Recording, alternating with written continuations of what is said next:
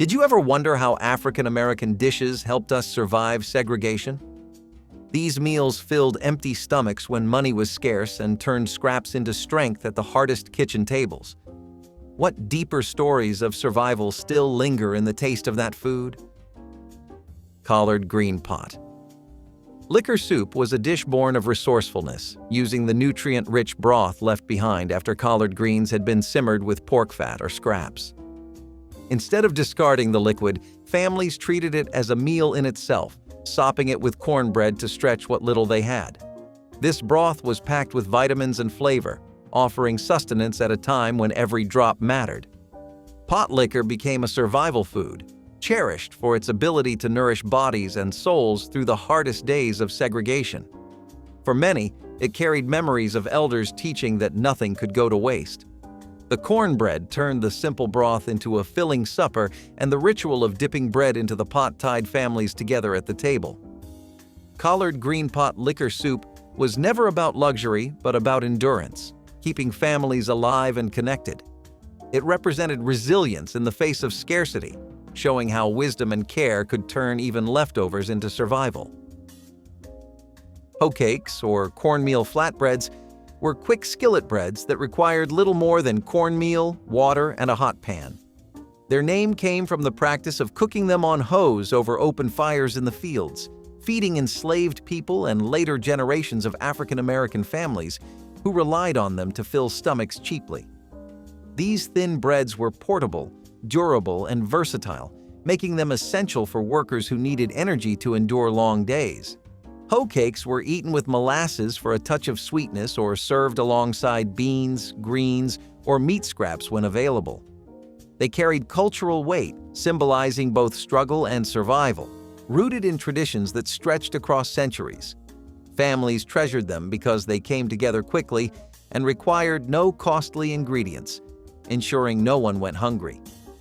Hoe cakes were more than just bread. They were history on a skillet, teaching lessons of endurance and self-reliance. They remind us that even the simplest foods can carry powerful meaning.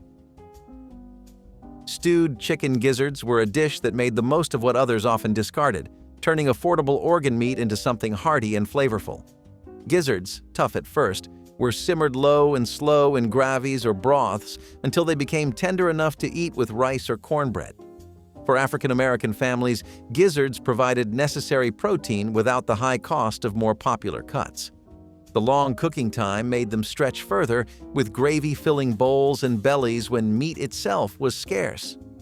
Children might have turned their noses up at first, but once seasoned and cooked properly, the dish carried a rich flavor that reminded families of the skill and care needed to make something valuable from scraps.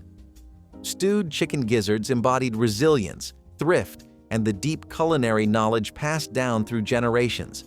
They kept hunger away and showed that survival was not only about what was available, but about how you prepared it. In lean times, gizzards were a lifeline on the stove. Rice bread was an ingenious way to bulk up loaves when wheat flour was too costly or scarce, stretching staple grains into something filling and versatile. Families mixed leftover cooked rice into bread dough, creating a moist, tender loaf that could be eaten with meals or on its own.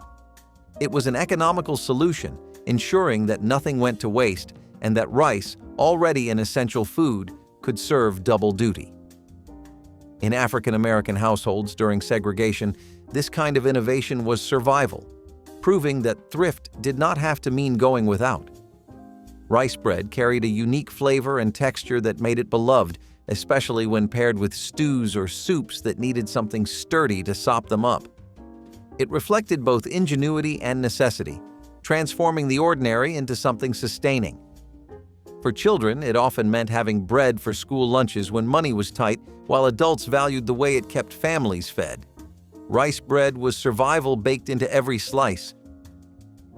Fried pork ears may sound unusual now, but they were once a common delicacy in African American kitchens, born out of the need to use every part of the pig.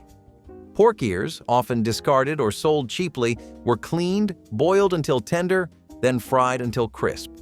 Seasoned well, they carried a chewy, crunchy texture that turned scraps into something worth savoring.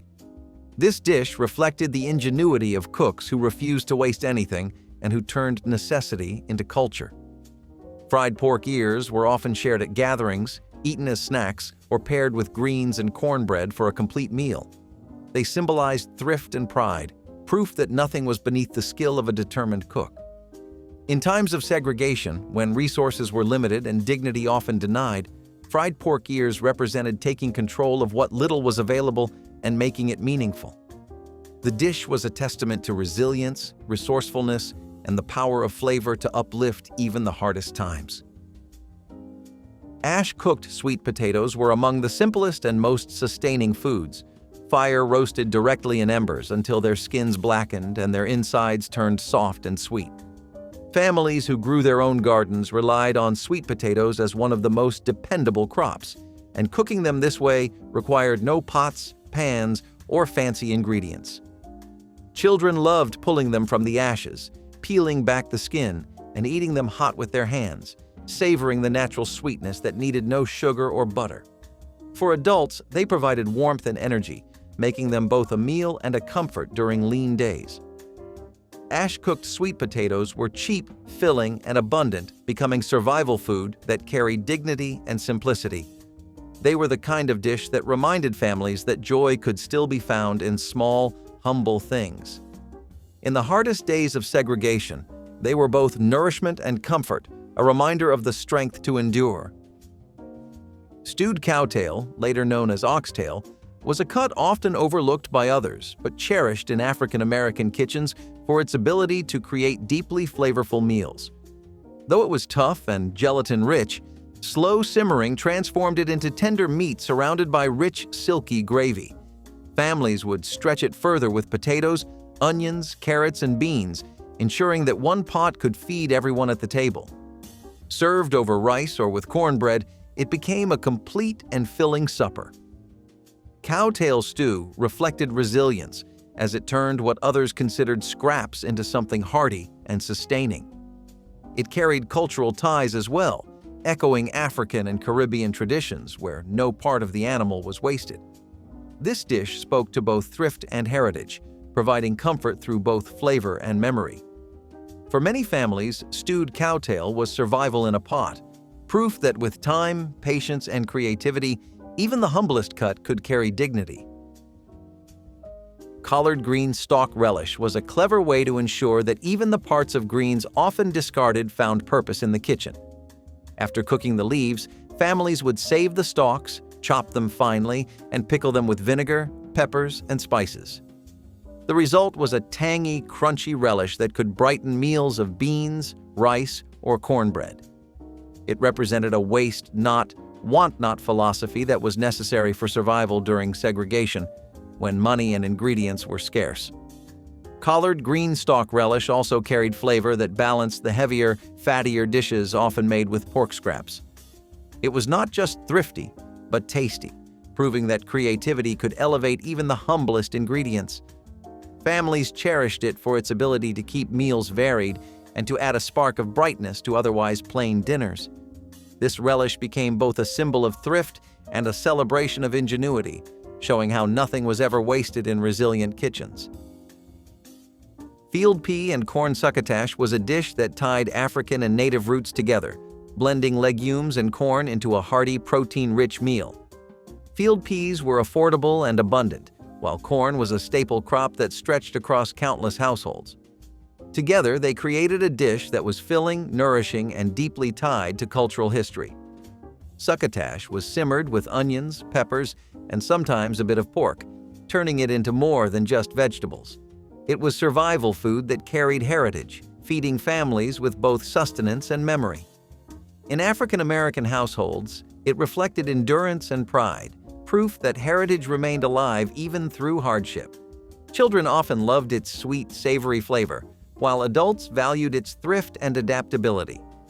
Field pea and corn succotash showed how survival was not only about filling bellies, but also about holding on to identity and tradition. It was food as resistance, nourishment as culture, keeping strength alive at the table. Molasses milk drink was a simple tonic born of necessity, offering sweetness when refined sugar was out of reach. Families mixed molasses into milk, creating a drink that was both nourishing and affordable. It carried iron and minerals, making it valuable in diets that often lacked variety. For children, it was a treat that felt special, even though it was made from the most modest ingredients. For adults, it was a way to stretch resources while still providing something comforting and energizing. Molasses was cheaper and more accessible than sugar, and milk was often thin or limited, but together they created something memorable. This drink became a symbol of survival, proving that dignity could be found in even the simplest recipes. It carried both sweetness and strength, lifting spirits in households where struggle was constant.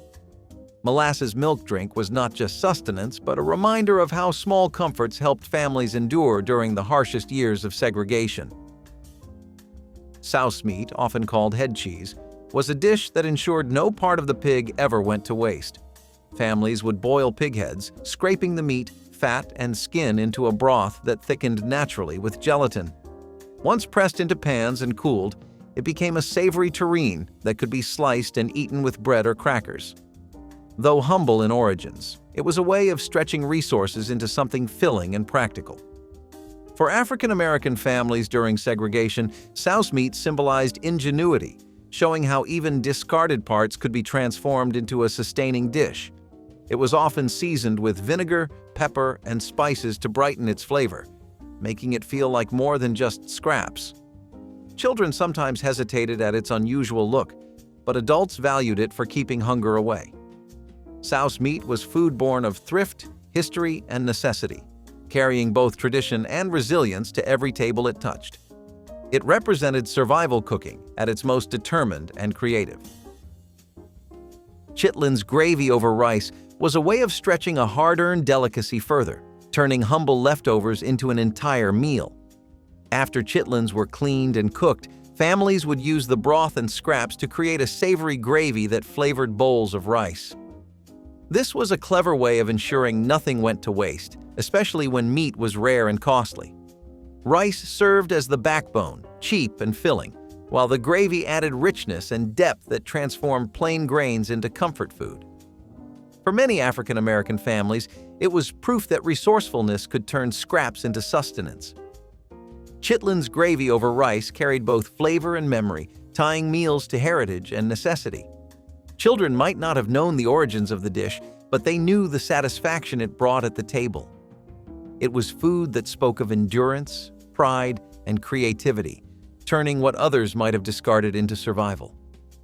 This meal showed that even the humblest combinations could carry strength. Garden pepper. Vinegar sauce was a condiment that cost almost nothing, yet transformed countless meals into something bright and bold. Families would fill bottles with vinegar and fresh garden peppers, letting the flavors steep until the liquid carried heat and tang. A dash of this sauce over collard greens, beans, or rice made even the plainest dish come alive. It was the kind of recipe that stretched beyond food, symbolizing self-reliance and the power of small comforts during hard times. Pepper vinegar was easy to make, requiring little more than patience and a garden harvest, which made it accessible to poor families during segregation. Its presence on the table brought pride, showing that flavor and ingenuity mattered as much as abundance. Children often remembered it as the bottle that sat at the center of meals, always within reach to spark bland plates into something flavorful. Garden pepper vinegar sauce proved that survival was not just about eating, but about savoring life. Fried rabbit livers were a dish that demonstrated the principle of using every possible part of small game. Rabbits were often hunted as a source of food when store-bought meat was too expensive, and nothing from them was wasted. The livers, cleaned and seasoned, were dredged in flour or cornmeal and fried until crisp on the outside and tender within. They were eaten hot from the pan or served with bread, offering quick protein at little cost. This dish was not luxurious, but it represented practicality and the resourcefulness required for survival. For African American families, especially in rural areas, fried rabbit livers tied directly to the skill of providing for one's household through both hunting and cooking. Children grew up learning that no part of the animal could be ignored. Fried rabbit livers carried both thrift and tradition, proving that resilience often meant finding value in what others would discard. They were survival food, deeply tied to ingenuity and endurance. Homemade sorghum candy was a sweet born from thrift, providing children with joy when store-bought confections were out of reach. Families would boil sorghum syrup until it thickened into a sticky mixture, then pour it into molds or spread it to cool into hard candy. The result was simple yet satisfying, offering a burst of sweetness without the expense of refined sugar. For children living through segregation, these candies became cherished treats, reminders that even in scarcity, small luxuries could exist. Sorghum was widely grown and affordable, making it an accessible ingredient for poor families. Adults valued the practicality, while children treasured the taste. It was food that showed how ingenuity could stretch limited resources into moments of happiness. Homemade sorghum candy was not just a snack, but a piece of memory, carrying both culture and care. In kitchens where survival dominated, it was a symbol that joy was still possible. Cracklin' cornbread muffins were handheld bites of survival, made by folding pork cracklings into cornbread batter and baking them in tins. Cracklings were simply leftover bits of fried pork skin and fat, often saved after rendering lard. Adding them to cornbread turned a simple bread into a protein-rich, filling snack that could serve as both side and meal. For families struggling through segregation, muffins like these were portable, affordable, and deeply sustaining. They represented thrift at its best, showing how nothing from the pig was wasted. Children especially loved finding the crunchy, savory pieces inside, while adults valued the fullness it brought to the stomach. Cracklin' cornbread muffins tied directly to African American traditions of resourcefulness, blending thrift and flavor in every bite. They were food meant to stretch far, offering energy and comfort alike. Cracklin' cornbread muffins were proof that survival could still taste delicious, carrying both resilience and care to the table. Roasted groundnut soup carried deep ties to African culinary traditions, adapted in America to make use of affordable peanuts.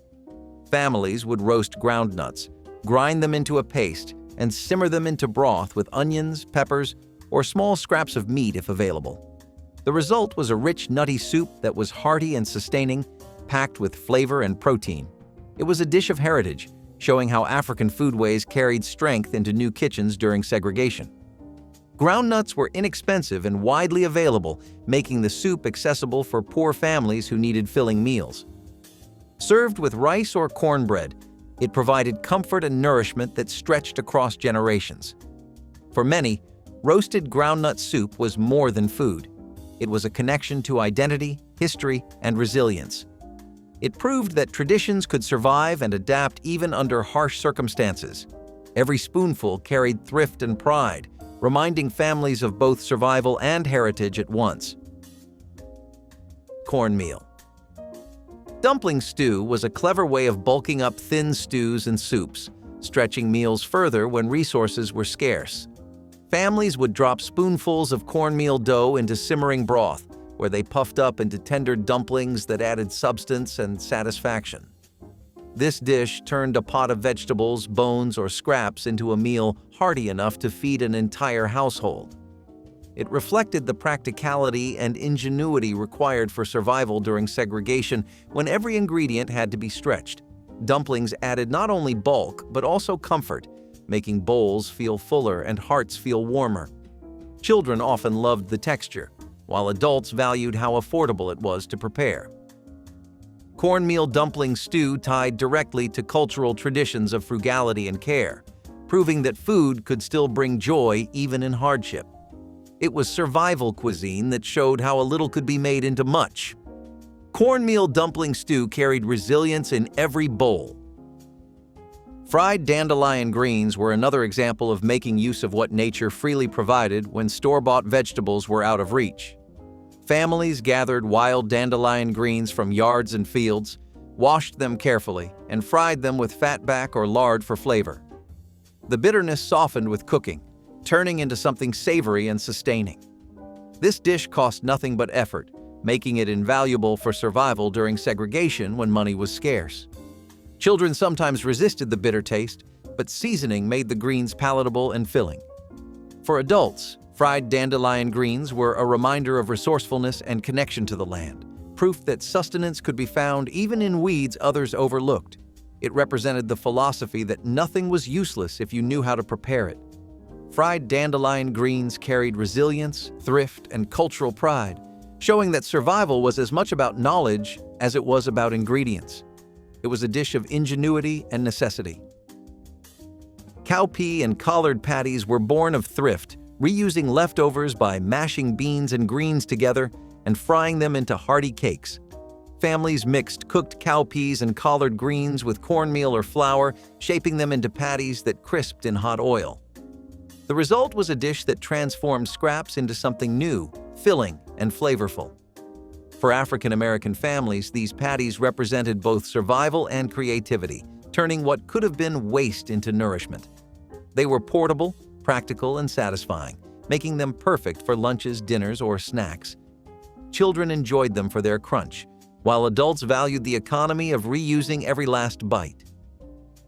Cowpea and collard patties carried deep roots in traditions of resourcefulness, showing how culture and necessity worked hand in hand.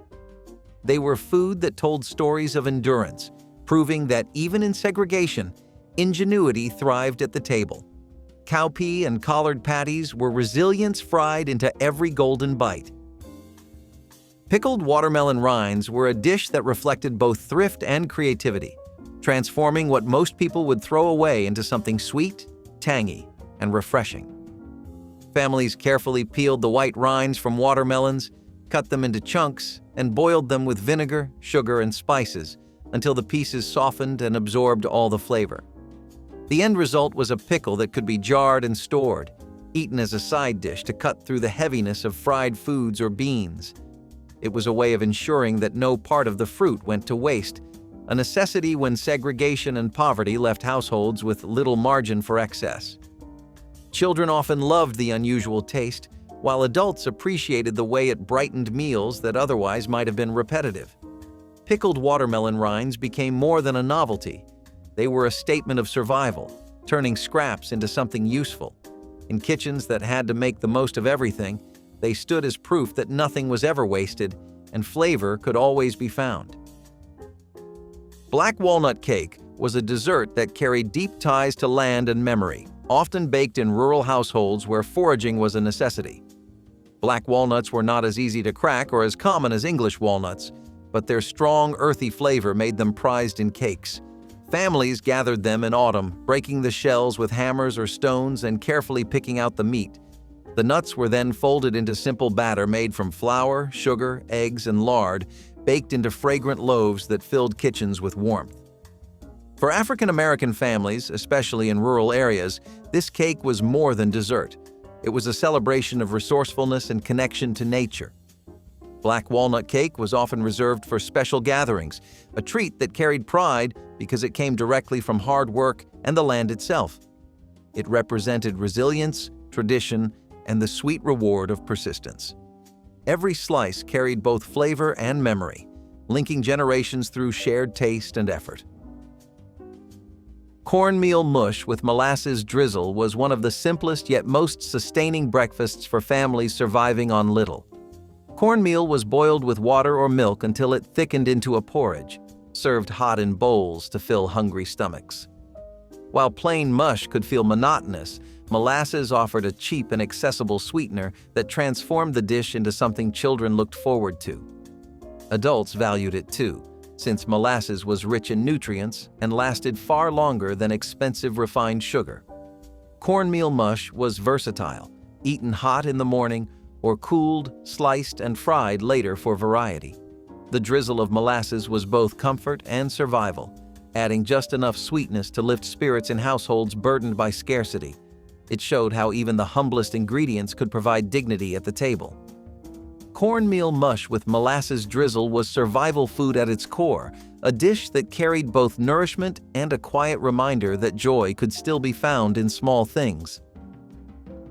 Stewed Crowder peas were a dish tied to the land and tradition, offering affordable protein when meat was scarce. A cousin of the black-eyed pea, Crowder peas grew well in southern fields. and became a staple of survival cooking. Families would simmer them slowly with onions, peppers, or scraps of pork if available, transforming the legumes into something hearty and sustaining. The peas softened and thickened the broth, creating a stew that paired perfectly with cornbread or rice. For many African American households during segregation, Crowder peas were lifelines, stretching harvests into meals that lasted for days. The dish carried cultural heritage, too, linking directly back to African food traditions that valued legumes as vital staples. Stewed Crowder peas were food that represented both necessity and resilience, proving that survival was not only about filling the stomach but also about preserving identity. Every pot carried history, strength, and pride, turning humble beans into something deeply meaningful at the table. Smoked turkey necks with rice were a dish that transformed affordable poultry scraps into meals packed with flavor and substance. Turkey necks, often overlooked in markets, were inexpensive yet full of rich taste when smoked. Families simmered them slowly until tender, allowing the smoky meat to flavor the broth and infuse the rice cooked alongside it. The result was a dish that fed many mouths with just a few pieces of meat, stretching resources far. For African American families living through segregation, this dish reflected both thrift and ingenuity, making something humble into comfort food. The rice soaked up every bit of the smoky broth, ensuring nothing went to waste. Children often remembered the savory aroma filling the kitchen, while adults appreciated how far one pot could go. Smoked turkey necks with rice were survival food that carried dignity, flavor, and care, a reminder that even the most modest ingredients could sustain both body and spirit. Battered frog legs may sound unusual today, but in rural areas they were once an important source of protein when store-bought meat was unaffordable. Families foraged along ponds and creeks, catching frogs whose legs could be skinned, battered in cornmeal, and fried golden in hot fat. The result tasted remarkably like chicken, a fact often repeated around tables where they were served. This dish was resourceful survival food, ensuring families found nourishment in places others might overlook. Frog legs were filling, quick to cook, and offered a sense of pride for those who provided them through foraging skill. Children often remembered them as both a curiosity and a treat, while adults valued their affordability. Battered frog legs represented resilience, showing that determination could always find a way to put food on the table. They were survival wrapped in simplicity, proof that ingenuity stretched beyond the garden or the market. Every fried leg told the story of persistence and creativity in hard times. Homemade blackberry syrup was a sweetener that connected survival with nature's abundance, crafted when sugar was too costly to rely on. Families foraged wild blackberries from hedgerows and fields, boiling them down with water and just enough sugar or molasses to create syrup. The dark, glossy liquid became a staple for pouring over pancakes, biscuits, or cornbread, adding flavor to otherwise plain meals. It was practical, affordable, and versatile, ensuring nothing from the foraged harvest went to waste. For children, it was a rare luxury that turned simple breakfasts into something memorable. Adults appreciated the effort it took to gather the berries and preserve them for weeks to come. Homemade blackberry syrup carried the flavor of endurance, a reminder that sweetness could still be found in lean years if you worked for it. Every jar was proof of resilience, thrift, and love, showing how nature's gifts could keep families nourished in body and spirit alike. Boiled hog maw was a dish that embodied the waste not philosophy of African American kitchens, making use of the pig's stomach lining that many others discarded. Thoroughly cleaned and boiled for hours with onions, peppers, and spices, it became tender enough to eat, often served with rice or cornbread to make the meal complete. Though its texture was unusual, hog maw carried a rich flavor when seasoned properly, proving that even the humblest parts could provide sustenance. For families living under segregation, dishes like this were not a choice but a necessity, stretching every animal as far as possible. Adults prized it for its practicality, while children often had to learn to appreciate its uniqueness. Boiled hog maw reflected resilience, determination, and the cultural practice of finding nourishment where others saw none. It was survival food that turned scarcity into sustenance, providing meals that filled bellies and carried dignity. Every pot of hogmaw told a story of thrift and strength. Persimmon pudding was a seasonal dessert that tied survival to tradition, crafted from wild persimmons gathered in late autumn. Families foraged the fruit, waited until it ripened fully, and then mashed it into a base for pudding with flour, eggs, and sweetener. The result was a moist, spiced dessert that brought warmth to households during lean years. Persimmons were free and abundant in many regions, making them invaluable when resources were limited. For children, the pudding was a rare treat that felt like a celebration, even though it came from foraged fruit. Adults treasured it too, as it provided both sustenance and a reminder of tradition carried through generations. Persimmon pudding was more than just dessert. It was memory, heritage, and ingenuity baked into every bite. It proved that survival did not mean going without sweetness, but finding it in nature's timing. This dish linked families to the land and to each other, offering resilience disguised as comfort. Boiled corn. Shuck tea was a folk survival drink made by steeping dried corn husks in boiling water, creating a mild, soothing beverage. Families turned to it when store-bought tea or coffee was unavailable, making use of what was already on hand.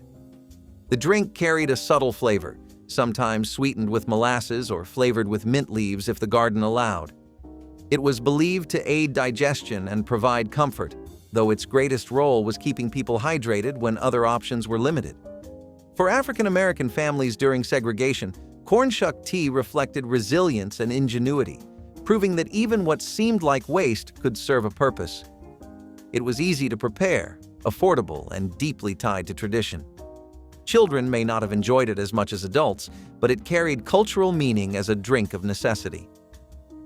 Boiled corn shuck tea was survival in a cup, reminding families that thrift, care, and heritage could be sipped in every swallow. Roasted chestnuts carried warmth and nourishment through the cold months when plantation rations were meager and gardens lay dormant. Enslaved families foraged chestnut trees that grew wild in the surrounding woods, gathering the smooth brown nuts and roasting them in hearth ashes or iron skillets until their shells cracked and the sweet flesh softened. The nuts' high energy content and natural sweetness made it an important source of calories and comfort, especially during long winter evenings. Roasted chestnuts became part of a wider African American food tradition, appearing in holiday celebrations and roadside markets after emancipation.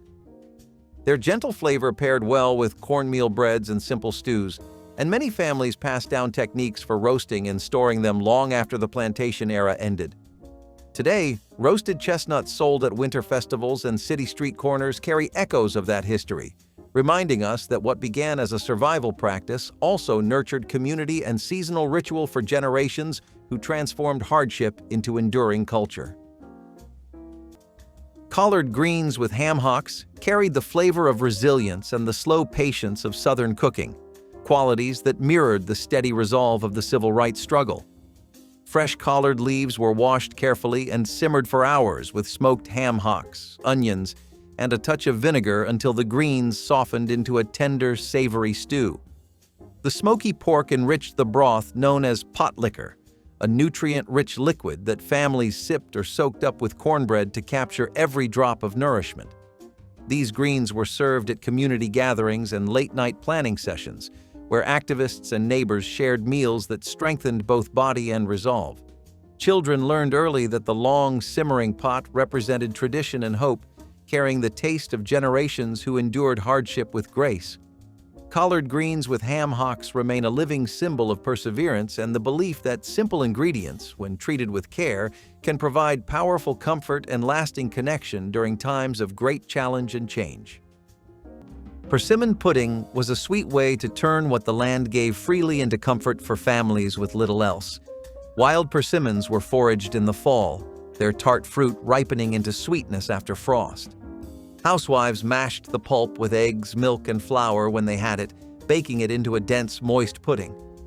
The dish filled kitchens with a warm aroma, bringing a sense of celebration to ordinary days. Children loved it because it felt like dessert, even when sugar was scarce and the pudding leaned more rustic than refined. Persimmons grew wild in many areas of the South, making them a gift for families struggling through segregation and poverty. The pudding was never fancy, but it carried a sweetness that softened the edges of hard times. Over the years, it has faded from common memory, yet it once stood as a reminder that survival sometimes tasted sweet, even when the world outside felt bitter and unfair. Mustard greens with smoked turkey gave a lighter twist to a traditional Southern staple while keeping every bit of soulful flavor. Fresh mustard greens were cleaned and chopped, then simmered gently with smoked turkey wings that added a deep, savory richness without the heaviness of pork. The greens softened into a tender dish with a gentle peppery bite, their Potlikker broth prized for its vitamins and satisfying taste.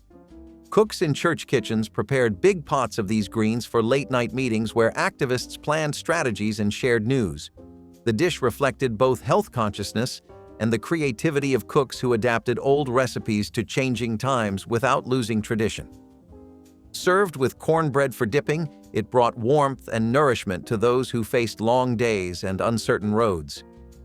Mustard greens with smoked turkey remain a symbol of balance and perseverance, a meal that proves comfort food can evolve while still honoring the heritage and strength of the communities that created it. Elderflower cordial brought delicate sweetness and subtle healing to kitchens that often lacked sugar and fruit. When elder shrubs burst into fragrant clusters in early summer, gatherers clipped the blossoms and steeped them in water with a touch of honey or sorghum to create a lightly floral syrup. This cordial could be sipped as a soothing drink, stirred into simple desserts, or used as a gentle remedy for coughs and fevers. The method reflected old-world European customs while blending with African-American herbal practice, showing how cultures met in the shared search for flavor and wellness. Long after emancipation, elderflower cordial remained a quiet luxury in rural households, prized for its refreshing taste during hot Southern days. Today, it reappears in cocktails and artisanal sodas, but its roots lie in careful foraging and centuries of folk medicine. Elderflower cordial proves that even in times of want, people found ways to capture the fleeting perfume of summer and preserve it for moments of calm and celebration. Collard green sandwiches were a resourceful way to fill plates when meat was out of reach. Cooked greens, seasoned with fatback or drippings if available, were pressed between slices of cornbread to make a humble but hearty meal. This simple sandwich was portable, filling, and affordable, making it a dependable choice for families stretched thin by segregation and poverty. Children carried them to school or work in lunch pails, where they stood as proof of both ingenuity and resilience. Housewives leaned on collards because they grew well, even in poor soil, and cornbread was a staple in every kitchen. Together, they created something greater than their parts, nourishing bodies and spirits alike. These sandwiches were not glamorous, but they filled stomachs and carried families through hard days. Though rarely remembered now, collard green sandwiches once reflected a culture of survival, turning two of the humblest foods into a powerful statement of endurance and self-reliance against every hardship imposed. Fried green tomatoes offered a bright tang and a satisfying crunch that made them a favorite in roadside cafes and family kitchens throughout the South. Firm, unripe tomatoes were sliced thick, dredged in seasoned cornmeal, and pan-fried in sizzling oil until their edges turned golden and crisp. The tart bite of the green tomato softened as it cooked, blending with the savory coating to create a flavor both lively and comforting. Volunteers and travelers found this dish at small cafes along the routes between rallies and marches, a welcome stop for a quick and memorable meal. Grandmothers served them at home as well, often with a dollop of creamy dressing or a sprinkle of fresh herbs from the garden. Fried green tomatoes became more than a snack. They represented the creativity of Southern cooks who turned an early harvest into something special. Their cheerful crunch and bright flavor brought energy and a sense of place to gatherings that fueled the civil rights movement and reminded everyone of the resourceful kitchens that kept spirits high. Persimmon seed coffee emerged when imported beans were rare or too costly for enslaved communities. Wild persimmons dropped their fruit in autumn, and the hard seeds inside were washed, dried, and roasted until dark and fragrant. Ground and steeped in hot water, they produced a warm, nutty beverage with no caffeine but plenty of comfort on cold mornings. This practice carried forward after the Civil War, especially during wartime shortages when coffee imports faltered again. Families across the South roasted persimmon seeds alongside chicory or other local substitutes, proving the durability of this inventive method. The gentle flavor and toasty aroma made it a beloved alternative long after necessity faded. Today, a few heritage festivals still brew persimmon seed coffee to honor the ingenuity of those who first discovered its rich taste. The drink reminds us that creativity in the face of scarcity can yield traditions that outlast the circumstances that gave birth to them, turning survival into a legacy of flavor and resilience. Hoppin' John carried a message of hope and tradition into the civil rights era, linking contemporary struggle with centuries of African American heritage. Black-eyed peas simmered with onions, rice, and smoky bacon or ham created a dish long associated with good fortune and the promise of prosperity in the year ahead. Activists and church members prepared large pots for New Year gatherings, believing that eating Hoppin' John would invite blessings for the work to come. The savory aroma and hearty texture comforted those who faced uncertain days and reminded them of ancestors who persevered through hardship. Families passed down recipes that varied from household to household, but always carried the same wish for luck and strength. Serving Hoppin' John at planning meetings or holiday celebrations tied the ongoing movement to a deeper history of resilience and faith. Each spoonful represented both nourishment and a quiet prayer that justice and equality would take firmer root in the seasons that followed. Sorrel drink, influenced by Jamaican traditions, was made by steeping hibiscus leaves into a tart, refreshing beverage that carried cultural roots as well as survival value. Families brewed it during the hot months, sweetening it with sugar or molasses when possible. The drink was bright red, tangy, and cooling, offering relief after long days of work. For many, it connected them to a heritage that stretched back across the Atlantic, a reminder of resilience and identity in the face of oppression. Children drank it with joy, while adults valued its vitamins and refreshing qualities. The drink symbolized resourcefulness. Since hibiscus could be grown or foraged cheaply, it also showed how cultural traditions endured even under the harsh restrictions of segregation.